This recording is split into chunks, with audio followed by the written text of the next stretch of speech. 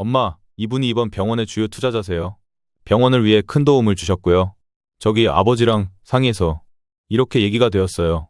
얘, 다른 사람도 아니고 네가 이 여자를 불러들였다고? 심지어 어머니라고 부르다니. 제정신이야? 엄마, 그러지 마시고요. 다 지난 일이잖아요. 현실을 좀 보세요. 이분 덕분에 병원을 이렇게까지 키울 수 있었어요. 이건 엄마도 인정해 주셔야 돼요. 그 순간 이 씨는 가슴 속에서 밀려오는 분노와 배신감에 휩싸였습니다. 어떻게 네가 이 사람과 손을 잡을 수 있어? 이 여자가 우리 가족을 어떻게 망가뜨렸는지 아무리 네가 어렸다 해도 다 알고 있잖아. 다른 사람도 아니고 너가 어떻게 엄마한테 이럴 수가 있냐? 엄마, 솔직히 제 능력이나 엄마 도움만으로는 도무지 이런 병원 못 만들어요. 제 뒤에 직원들까지 지금 몇십 명이 걸려 있는데 어떡하겠어요. 너 이거 내가 받아들일 수 있다고 생각하는 자체가 네 엄마에 대한 모욕이야. 네 엄마 내쫓고 네 아빠랑 붙어 사는 여자한테까지 손을 벌려? 어쩜 이렇게 애비나 자식놈이나 똑같냐? 아들은 주변을 둘러보며 사람들 시선을 신경 썼고 더더욱 구석으로 이 씨를 몰고 갔습니다. 엄마, 제발 좀 부탁할게요. 좀 조용히 해주세요.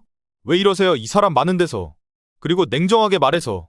그건 지나간 일이고 엄마, 아빠, 남녀간의 일이지. 저는 저대로 또 잘해서 두 분께 효도하면 되는 거잖아요. 그 말을 듣는 순간 이 씨는 온몸이 굳어버리는 느낌을 받았습니다. 그 뒤에서 비웃듯 이 씨를 쳐다보고 있는 상간녀의 표정까지 젊은 날 이 씨가 겪었던 비참한 상황이 주마등처럼 스쳐가는 것을 느꼈습니다. 올해 69세의 이명화 씨는 젊은 시절 남편과 함께 작은 가구 제작 사업을 시작하며 가정을 꾸려갔습니다. 둘 다 지방에서 올라와 가진 것 하나 없이 맨손으로 시작했고 이 씨는 그를 도와 내조를 하며 가정을 돌보았습니다. 이 사업이 잘 되면 우리 가족 모두 더 나은 삶을 살 수 있을 거야. 남편은 늘 이렇게 다짐했고 그 말은 이 씨에게도 큰 희망이 되었습니다. 당시에 없는 살림에 하나밖에 없는 며느리를 휘어잡으려는 시대까지 대단했지만 일찍이 부모를 여의고 혼자 몸이 된 이 씨는 자신의 가정을 소중히 여기고 있었습니다. 그렇게 함께 어려움을 극복하며 조금씩 기반을 다져갔지만 시간이 지나며 남편의 태도가 변하기 시작했습니다. 처음에는 남편이 사업 확장을 위해 바쁘다고 생각했습니다. 그는 거래처 미팅과 납품 일정이 많아져 밤늦게까지 일하는 경우가 많았고 외출도 잦아졌습니다. 이 씨는 그런 남편의 변화를 이해하려 노력했습니다. 당신 요즘 너무 바빠 보여요. 괜찮아요? 건강도 좀 챙겨야죠. 남편은 이 씨의 말을 가볍게 웃어넘기며 대답했습니다. 바쁜 게 다 가족을 위해서지. 조금만 기다려. 곧 상황이 나아질 거야. 하지만 그의 행동은 점점 더 이상해졌습니다.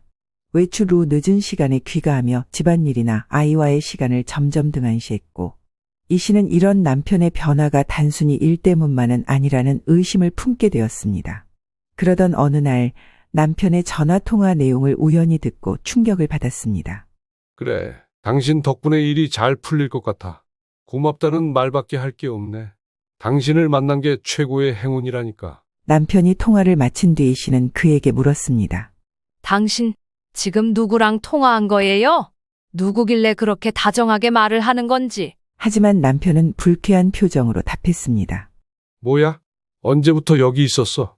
괜히 일에 간섭하지 마. 사업 이야기였어. 남의 얘기를 왜 엿들어? 이 씨는 그의 말을 믿으려 했지만 점점 쌓이는 의심을 떨쳐낼 수 없었습니다. 결국 남편이 집에 없을 때 서랍을 뒤져보았고 그 안에서 낯선 여성의 명함을 발견했습니다. 그녀는 남편의 사업의 투자자로 이름을 올린 사람이었으며 이혼 후 막대한 재산을 소유한 여성이었습니다.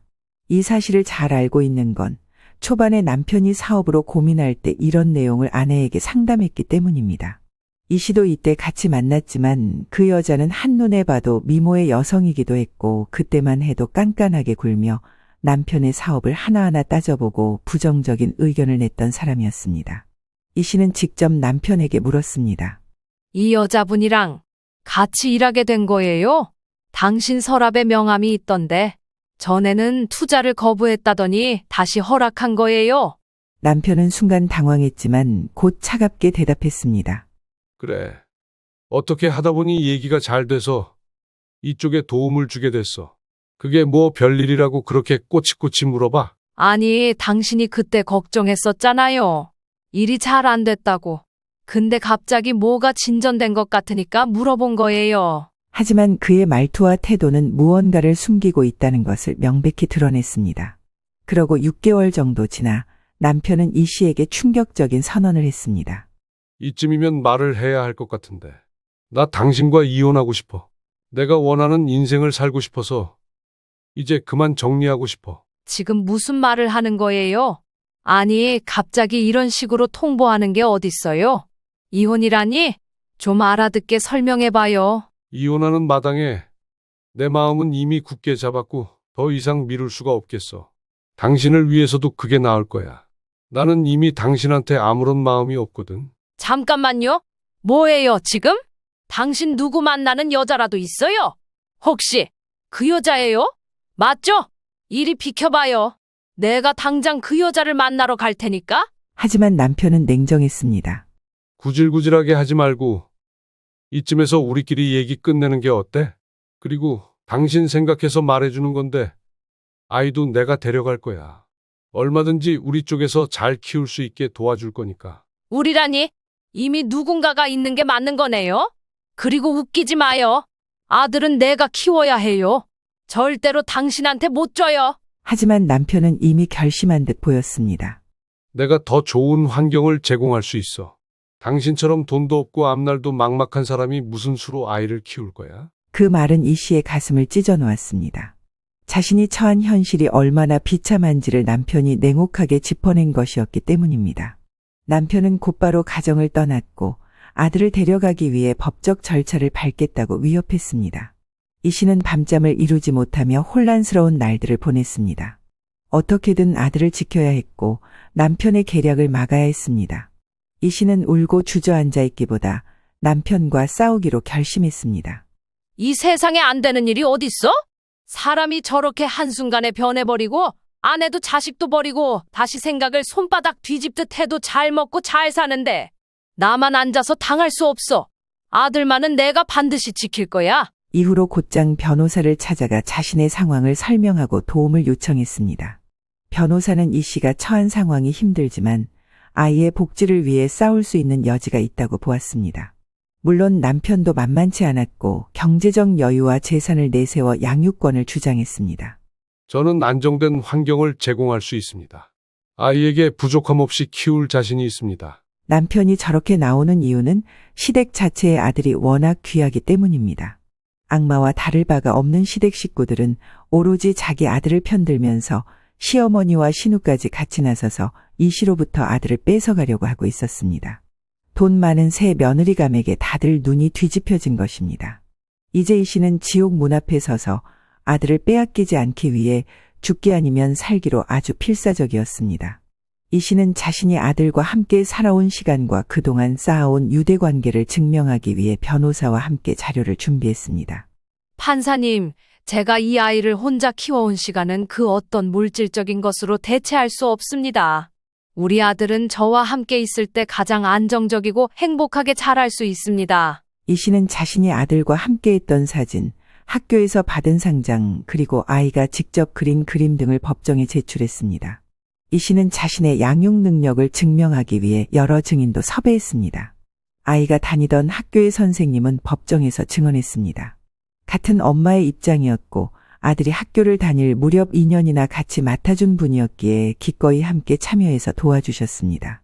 여기에 상간녀로 인한 가정 파탄에 그 관계 안에서 아이가 살아가야 하는 부분, 이 씨가 여러모로 경제적인 희생을 감당할 준비가 되어 있는 부분 등 많은 것들이 화제로 나왔고 마침내 판사는 양육권을 결정하며 다음과 같이 말했습니다. 아이의 복지와 심리적 안정이 가장 중요하다고 판단됩니다. 어머니와 아이의 유대 관계 그리고 아이의 의견을 고려했을 때 양육권은 어머니에게 부여하는 것이 적합하다고 판단합니다. 판결을 듣는 순간 이 씨는 참아왔던 눈물을 터뜨렸습니다. 아들의 손을 굳게 부여잡고 법정을 나오는 길 그녀는 속으로 굳게 다짐했습니다. 우리 아들, 너 하나만은 내가 끝까지 지킬 거야. 이게 내 마지막 자존심이다. 그러나 이 씨의 싸움은 여기서 끝난 것이 아니었습니다. 법정 앞에서는 당당하게 어떤 희생을 해서라도 아이를 키우겠다고 말했지만 현실은 너무나 냉정하고 차가웠습니다. 남편과 함께 사업하던 시절 생긴 빚까지 떠안게 되었고 같이 살던 집을 나와 홀로 아이를 키워야 했습니다. 낮에는 음식점을 운영하며 서서 하루 종일 일했고 밤에는 주방 보조 일을 하며 생활비를 충당했습니다. 몸은 점점 지쳐갔지만 그녀는 절대 포기하지 않았습니다. 엄마, 고마워요. 엄마 덕분에 제가 있어요. 그런 엄마를 보며 가게 쪽방에서 공부하던 아들의 이런 말은 이 씨에게 모든 고통을 이겨낼 힘을 주었습니다. 그러던 어느 날 40대 중반 무렵 이 씨는 자신의 몸에 이상이 생겼다는 것을 느꼈습니다. 평소와 다르게 자주 피곤함을 느끼고 소화가 잘 되지 않는 듯한 증상이 이어졌습니다. 병원에 방문한 그녀는 위암초기라는 진단을 받았습니다. 세상에, 선생님, 말도 안 돼요. 저 더 살아야 해요. 위암이라니요. 저한테는 저만 보고 있는 자식이 있어요. 저 좀 살려주세요. 간절해진 이 씨는 세상 절망하며 의사를 붙잡고 빌었고 그 와중에 위암은 초기 단계에서 치료가 가능하다는 말에 희망을 놓지 않았습니다. 이렇게 포기할 수 없어. 아직 해야 할 일이 많아. 나는 계속 이겨나갈 거야. 어떻게 여기까지 왔는데? 그렇게 이 씨는 자신에게 말하며 항암 치료를 시작했습니다. 하지만 치료 과정은 결코 쉽지 않았습니다.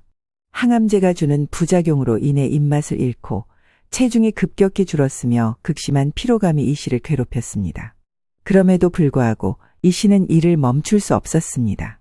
낮에는 음식점을 운영하며 밤에는 주방 보조 일을 하며 생활비와 아들의 학비를 충당해야 했습니다. 그렇게 자신의 몸보다 아들의 미래를 먼저 생각했습니다. 내가 이 일을 멈추면 아들은 어떻게 될까? 내가 없을 미래에 이 녀석 혼자 남겨놓는다면 절대 안 돼. 머릿속으로 수백 번은 스스로에게 했던 이 질문은 이 씨에게 끝까지 버틸 용기를 주었습니다. 그 경험은 어린 아들의 마음에도 큰 영향을 미쳤습니다. 열심히 공부해서 의사가 되겠다고 각오를 다진 것입니다. 아들의 다짐을 들은 이 씨는 뜨거운 눈물을 흘렸습니다. 그녀는 자신이 살아야 하는 이유를 다시 한번 깨달았습니다. 그렇게 이 씨는 항암 치료를 끝까지 받으며 함께 일하는 가게 직원들의 응원을 받아가며 병을 이겨냈습니다. 그 과정에서 얻은 고통과 아픔은 이 씨를 더욱 강하게 만들었습니다. 그렇게 시간이 흘러 아들은 의대에 진학하게 되었으며 이 씨는 학비와 생활비를 마련하기 위해 더욱 열심히 일해야 했습니다.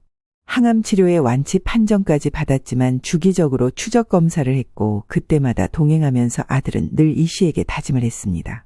엄마, 내가 졸업하면 엄마가 한 고생은 다 갚아드릴게. 나만 믿어. 아들의 이 말은 이 씨에게 큰 위로가 되었습니다. 피곤한 몸으로 집에 돌아오면서도 아들이 조금씩 성장하는 모습을 보며 그녀는 모든 고생을 참아낼 수 있었습니다.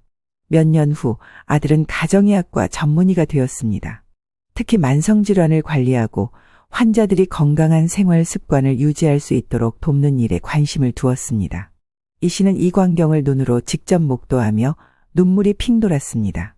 모든 고생이 보상받는 듯했고 아들이 자신과의 약속을 지켰다고 믿었습니다. 하지만 인생이란 왜 이리 얄궂고 잔인한 것인지 이 씨의 행복은 오래가지 않았습니다. 예상치 못한 갈등과 배신이 그녀를 기다리고 있었습니다. 한번 당해본 배신보다 더 깊고 치밀한 배신이 이 씨를 괴롭힐 줄은 차마 상상도 못했던 것입니다. 아들은 어느 날 이 씨를 찾아와 진지한 표정으로 말을 꺼냈습니다. 엄마, 저 이제 슬슬 개원의 뜻이 생겼는데 자금이 아주 많이 필요하네요.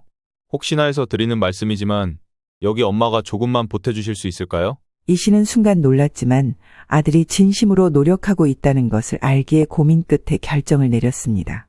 평생 모아온 돈을 흔쾌히 내놓은 것은 아니었지만 아들의 실력을 믿고 싶었습니다. 이 씨는 어렵게 모은 2억 원을 아들에게 건네며 말했습니다. 엄마가 해줄 수 있는 건 이 정도야. 네 능력에 맞게 병원을 운영해야 한다. 아들은 고맙다는 말을 여러 번 반복하며 이 씨를 안심시켰습니다.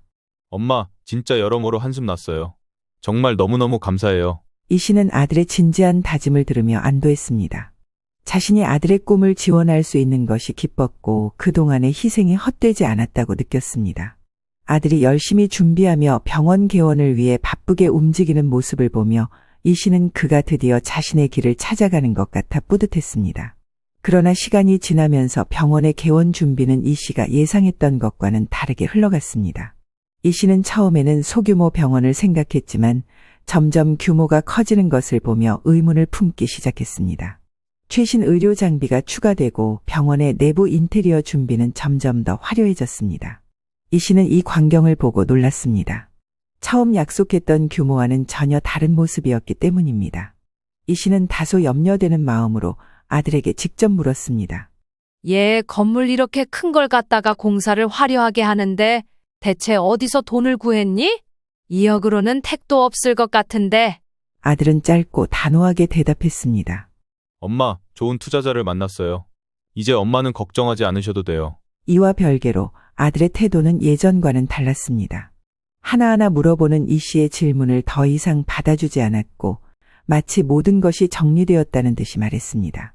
이 씨는 아들의 차가운 말투에서 낯선 거리를 느꼈습니다. 단지 개원 준비로 바쁘고 여전히 일도 하고 있으니 정신이 없겠지 그저 아들을 이해해 보려고 했습니다. 하지만 마음 한구석에서 불안함을 느끼기 시작했습니다. 자신이 내놓은 돈이 어디에 쓰이고 있는지 제대로 알 수 없다는 점도 문제였지만 아들이 점점 자신과의 거리를 두는 듯한 태도가 눈에 띄게 느껴졌습니다. 그런데 그즈음 이런 상황에 더 박차를 가하는 일이 벌어지게 되었습니다. 거의 20년 가까이 연락이 끊겼던 신우이로부터 갑자기 전화가 걸려온 것입니다. 이 씨는 모르는 번호로 걸려온 전화를 처음에는 생각 없이 받았습니다. 올케, 잘 지내? 아유, 우리 조카가 의사 됐다며? 올케가 독하게 끼고 키운 결과네. 참, 성공했네. 신우이의 말투는 표면적으로는 축하를 가장하고 있었지만 그 안에 묻어난 비꼬는 어조를 이 씨는 단번에 느낄 수 있었습니다. 이 씨는 한동안 침묵하다가 깊게 숨을 들이쉬고 말을 꺼냈습니다. 그게 고모랑 무슨 상관이에요? 나는 이거 고모 번호인 줄도 몰랐고 알면 받지도 않았을 거예요. 연락하지 마세요. 이 씨의 차가운 대답에도 신우이는 물러서지 않았습니다.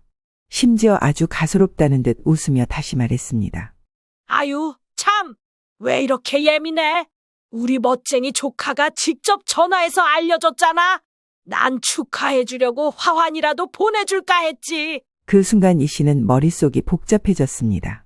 아들이 지 고모한테 전화를 걸었다니 심지어 내 번호도 아들이 신우에게 알려줬다고 들었고 이 사실이 무척 이 씨를 당황스럽게 했습니다. 그런 거 필요 없으니까 보내지 마요. 전화 끊을게요.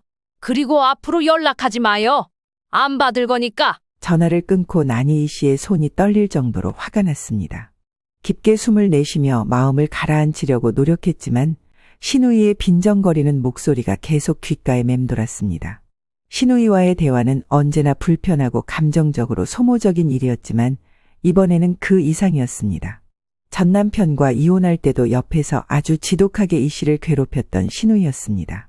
외모도 박하고 돈 대줄 친정도 없고 그저 아들 낳은 게 다면서 주제넘게 내 남동생 같은 남편을 얻었으면 여자가 한둘 있어도 그러려니 하고 참고 살아야지. 어디서 건방지게 무슨 법을 알아보네 어쩌네 동네 아줌마들 만나서 아주 헛바람만 들었구만. 어디 할 테면 해봐.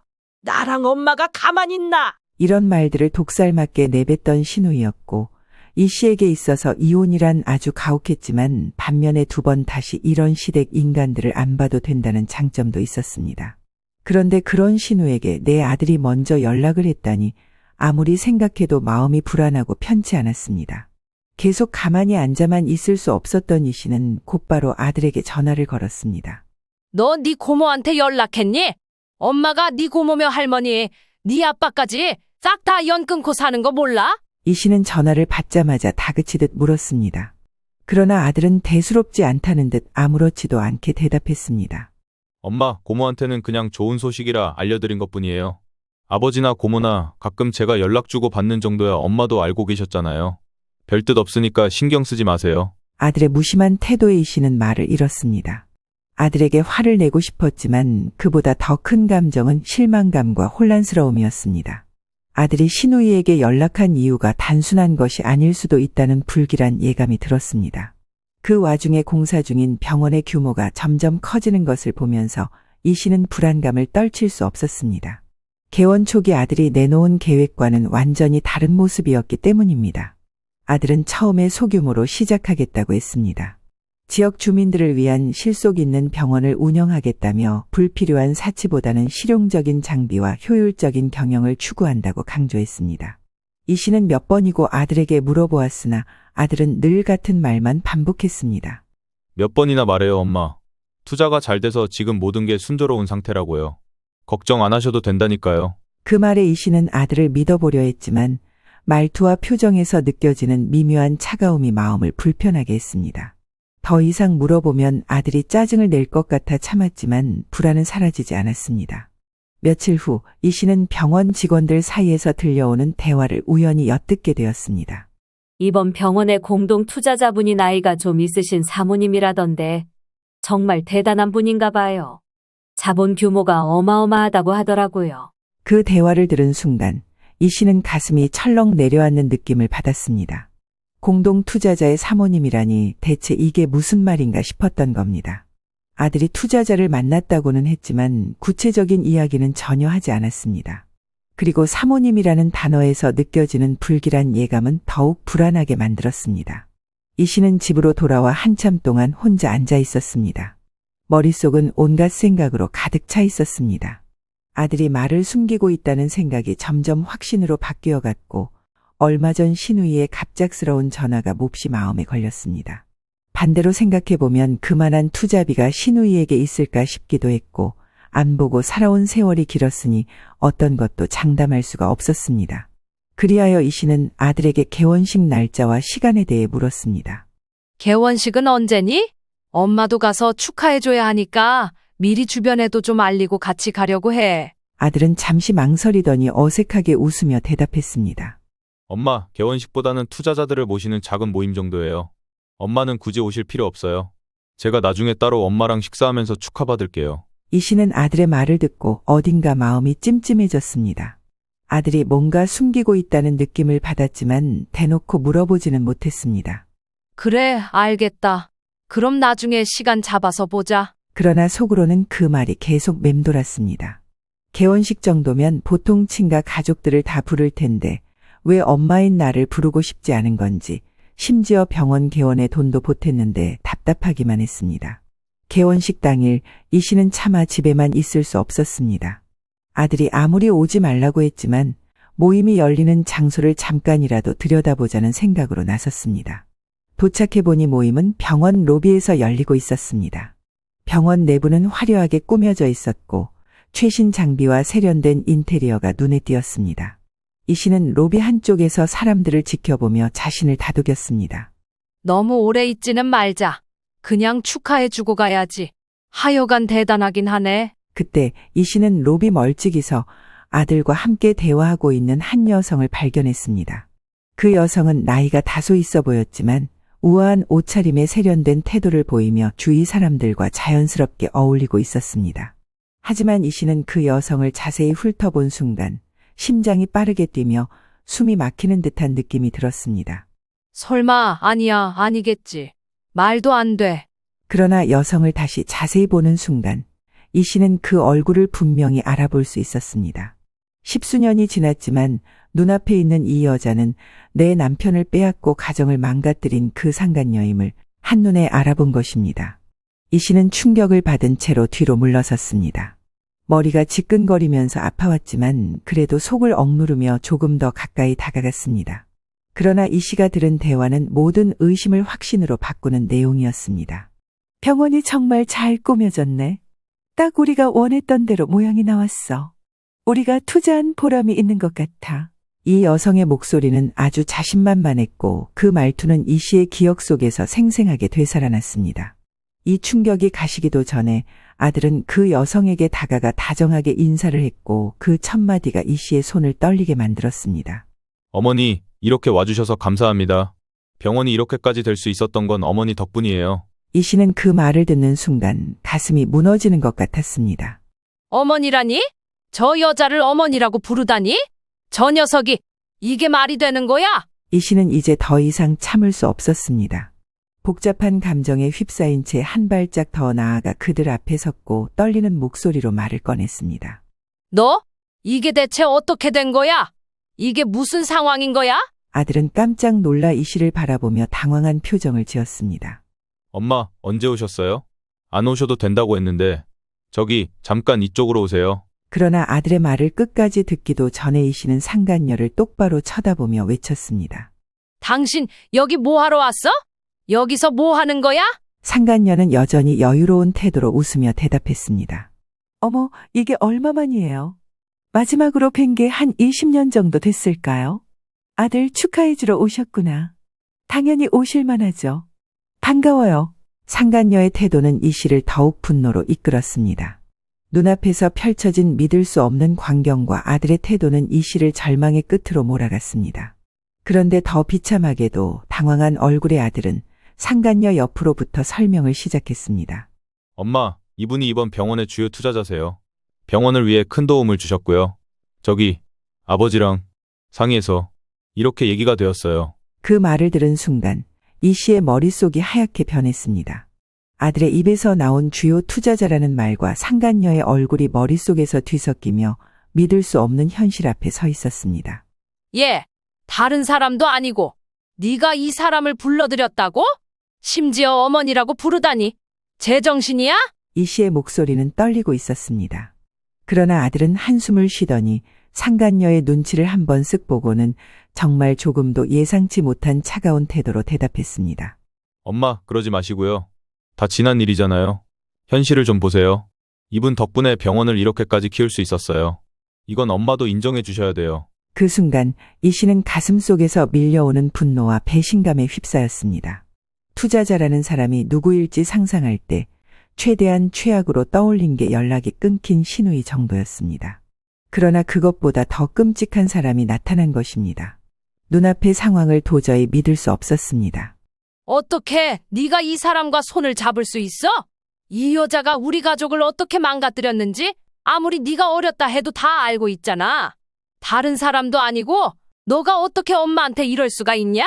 그러나 아들은 그저 차갑게 한숨을 내쉬며 대답했습니다. 엄마, 저도 처음에는 고민했어요.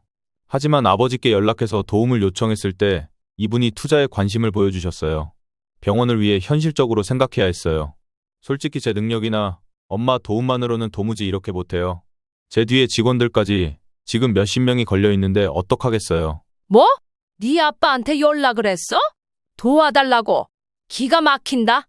너 그럼 동네방네 돌아다니면서 네 아빠랑 네 고모한테고 뭐고 다 전화 돌렸던 거야? 아들은 당황한 기색을 보이지 않고 담담하게 대답했습니다. 엄마, 대학 다닐 때부터 가끔 아버지랑 연락했었어요. 엄마도 알긴 아셨잖아요. 조금 기분 나빠하실 줄은 알았지만 이렇게까지 나오실 줄은 몰랐네요. 좋은 게 좋은 거니까 오늘은 일단 좀 봐주시고 제가 다시 전화드릴게요. 일단 들어가세요. 이 씨는 그제야 모든 퍼즐이 맞춰지는 듯한 느낌을 받았습니다. 너 이거 내가 받아들일 수 있다고 생각하는 자체가 네 엄마에 대한 모욕이야. 네 엄마 내쫓고 네 아빠랑 붙어 사는 여자한테까지 손을 벌려? 어쩜 이렇게 애비나 자식놈이나 똑같냐? 아들은 주변을 둘러보며 사람들 시선을 신경 썼고 더더욱 구석으로 이 씨를 몰고 갔습니다. 엄마, 제발 좀 부탁할게요. 좀 조용히 해주세요. 왜 이러세요? 이 사람 많은 데서. 이분은 원체 병원 투자에 관심을 보이셨고 저한테 큰 도움이 됐어요. 병원은 엄청난 자본이 필요하잖아요. 그리고 냉정하게 말해서 그건 지나간 일이고 엄마, 아빠, 남녀 간의 일이지. 저는 저대로 또 잘해서 두 분께 효도하면 되는 거잖아요. 그 말을 듣는 순간 이 씨는 온몸이 굳어버리는 느낌을 받았습니다. 이 말대로라면 그냥 이 씨만 고집쟁이의 아들의 성공을 막는 사람으로밖에 보이지 않았습니다. 그 와중에 상간녀는 슬쩍 끼어들어 말을 거들었습니다. 결국 저한테 아주 큰 신세를 지게 되셨네요. 사람 앞일은 모른다고 그러게 그때 저한테 그렇게 막말을 하고 악을 쓰시더니 본인 아들 잘 되는데 제가 이렇게 크게 보탬이 되드렸잖아요. 할 말 없으시죠? 인생이란 게 그렇죠. 자본 없이는 아무것도 못하니까요. 그쪽은 입 다물어요. 그쪽이랑 할 말 없으니까. 나랑 얼굴 마주하는 것도 수치스러운 걸 모르네. 촌스럽게 왜 이러세요? 이혼한 지 20년이 지났고 거기 아들까지 이렇게 와서 도와달라고 하는 판국에 말이죠. 그러고 보면 아들 진짜 잘 키우시긴 하셨네요. 현실 판단 빠르고 똑똑하게 키우셨네. 좀 더 잘 되게 하고 싶으셨으면 예전에 우리가 아들 데려간다 할 때 진즉 보내시지 그랬어요. 쓸데없이 버티시니까 이렇게 막판에 망신을 당하지. 진짜 입만 살아서 뭐라고 하는 거예요? 입안 다물어요? 듣자 하니 이혼하고 얼마 안 돼서 아프셨다면서요? 몸도 고생하고 그렇게 악쓰고 아들 키워내서 결국 자본도 안 돼서 여기저기 손 벌리게 하고 한 사람 때문에 대체 몇 명이 고생하는 건지 참. 이 씨는 상간녀의 말을 들으며 더 이상 참을 수 없었습니다. 니들 나를 완전히 우습게 봤구나. 좋아. 나만 여기서 빠져주면 되겠네. 아들이고 뭐고 싹 다 한패가 되어 나를 이렇게 바보로 몰아가면 나도 그냥은 못 참아. 엄마, 병원을 위해 어쩔 수 없었어요. 네가 배신한 건 나만이 아니야. 너 자신도 배신한 거야. 네가 이 사람들에게 손을 벌린 순간 너는 더 이상 내 아들이 아니야. 이 씨의 외침은 병원 로비의 사람들을 깜짝 놀라게 했습니다. 분위기가 얼어붙는 가운데 아들은 당황한 기색을 감추지 못하며 이 씨를 말리기 시작했습니다. 심지어 상간녀의 눈치를 보며 그쪽 체면을 세우려 애쓰는 듯한 태도를 보였습니다. 그러나 아들의 다음 말은 이 씨를 절망의 끝으로 밀어넣었습니다. 이번만 여기 어머니, 아니, 저기, 이분이랑은 그냥 지나가 주세요. 어머니라고? 이 씨는 믿을 수 없는 마음으로 아들을 바라보며 다시 소리쳤습니다. 이야, 내가 자식이 아니라 짐승을 키웠구나? 진짜 작작 좀 장난질을 해라. 사람 갖고 놀아도 유분수지? 이 씨의 목소리는 떨렸고 눈에는 참아왔던 눈물이 차올랐습니다. 눈앞에 있는 아들이 자신이 알던 그 아들이 아니라는 사실을 인정해야만 했습니다. 내 모든 인생을 아들을 위해 희생해왔지만 그 결과가 이 모든 배신으로 돌아왔다는 현실에 가슴이 찢어질 듯 아팠습니다. 내가 어떤 고통 속에서 널 키워냈는지 잊었어? 난 죽으림을 다해 살았어. 그런데 그 모든 상황을 만든 네 아버지랑 바람 피우고 나가버린 저 여자한테 붙었다고? 엄마 암 걸려가면서 너 키워내고 의사 만들었더니 돌아오는 게 이런 꼴이야? 그러자 상간녀는 손가락을 입에 갖다 대더니 조용하라는 식으로 이 씨를 약올렸습니다. 어우, 그만하세요. 사람들 쳐다보잖아요. 이러면 아들한테 좋을 게 없어요. 진짜 여러모로 그때나 지금이나 여전히 품위가 없으시네. 품위 같은 소리 하네.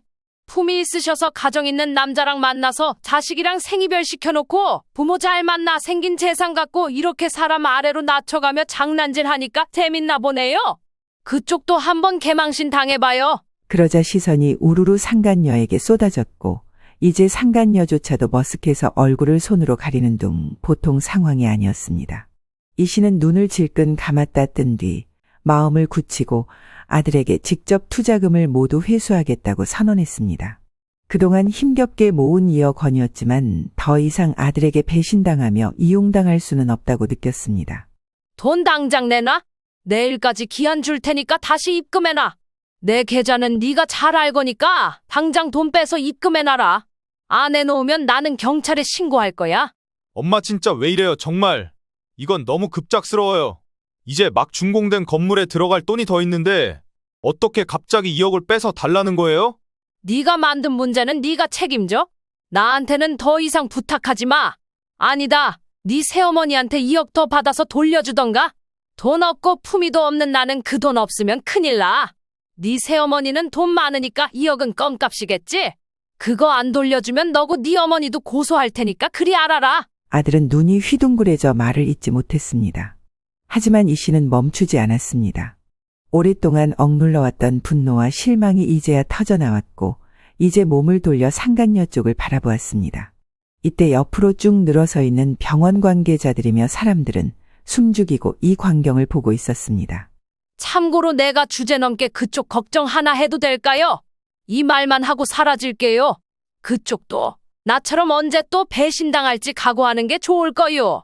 악으로 깡으로 울며불며 아들 데리고 나와서 암까지 걸려가며 홀로 키워낸 엄마 뒤통수를 치는 놈 아닙니까?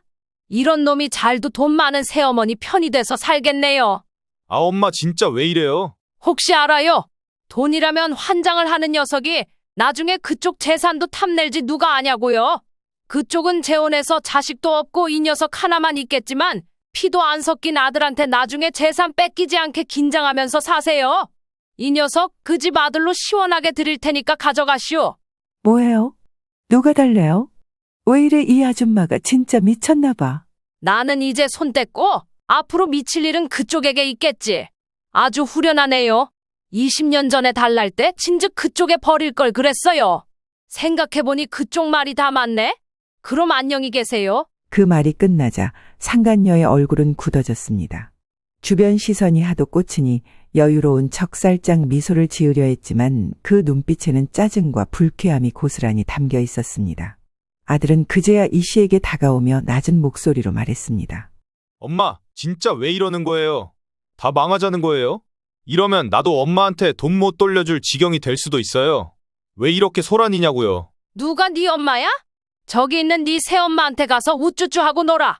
저리 비켜. 그렇게 돌아서서 나오려는데 상간녀도 여러모로 신경 쓰이고 짜증이 났던지 곧바로 소리를 질렀습니다.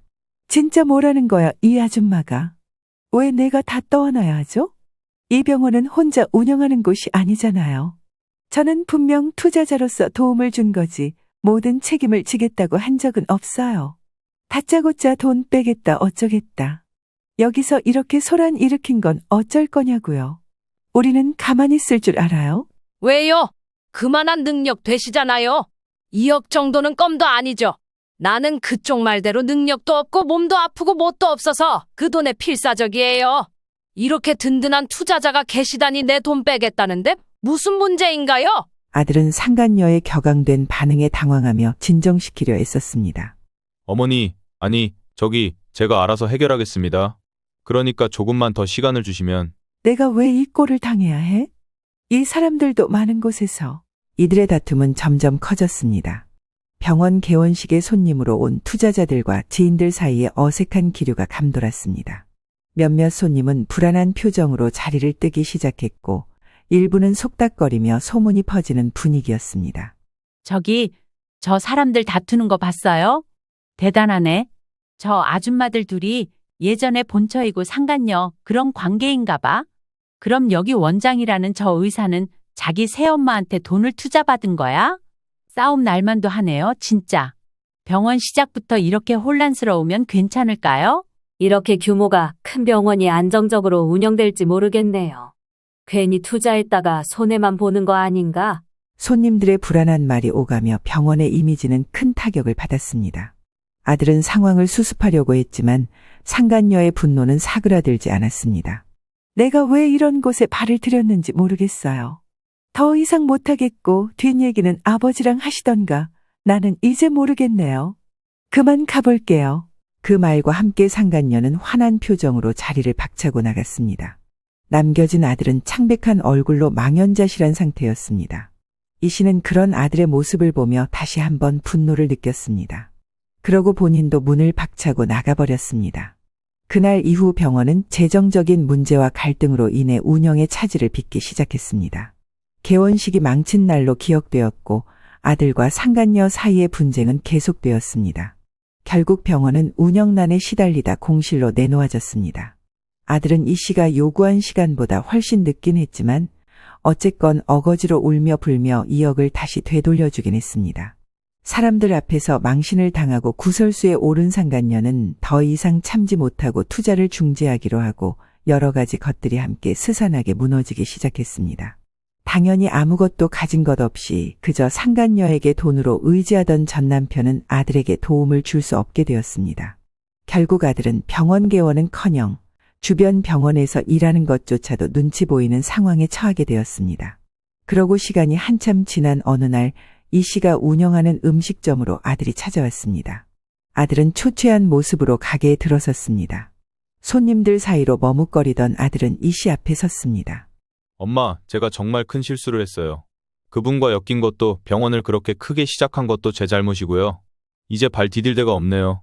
정말 마지막으로 동아줄 잡는 심정으로 엄마한테 왔어요. 저에게 한 번만 기회를 더 주시면 안 될까요? 이 씨는 냉정한 표정으로 아들을 바라보며 대꾸했습니다. 여기가 어디라고 슬슬 기어왔어? 게다가 손을 벌리러 왔다고. 이거 진짜 보면 볼수록 희한한 녀석이네. 당장 안 나가? 아들은 고개를 숙이며 힘겹게 말했습니다.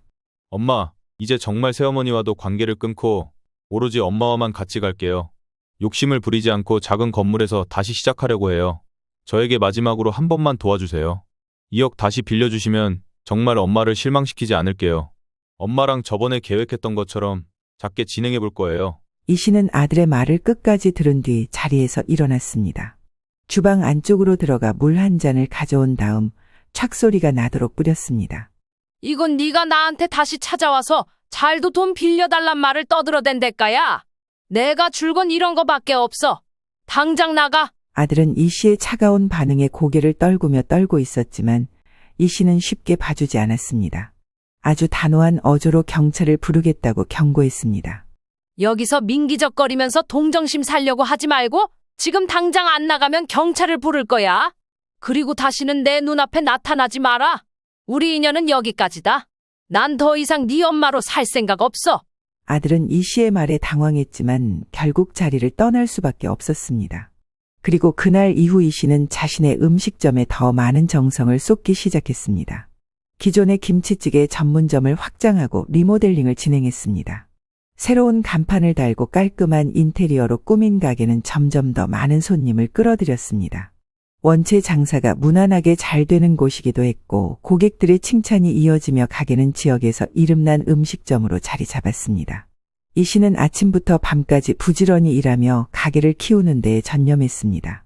아들을 키우며 가게를 운영할 때에는 모든 게 아들이 원칙이 되었지만 이제 그 중심점은 이 씨 본인에게로 옮겨졌습니다. 아프면 쉬어도 되고 그렇게 돈에 집착하며 아들을 위한 살림과 개원을 위해 돈을 벌지 않아도 되었습니다. 이런 상황이 이렇게 이 씨의 마음을 편하게 해줄 줄 몰랐던 것입니다. 앞으로도 이렇게 계속 살아가겠다고 다짐하며 오늘도 이 씨는 손님들에게 따뜻한 미소를 지으며 새로운 하루를 시작했습니다.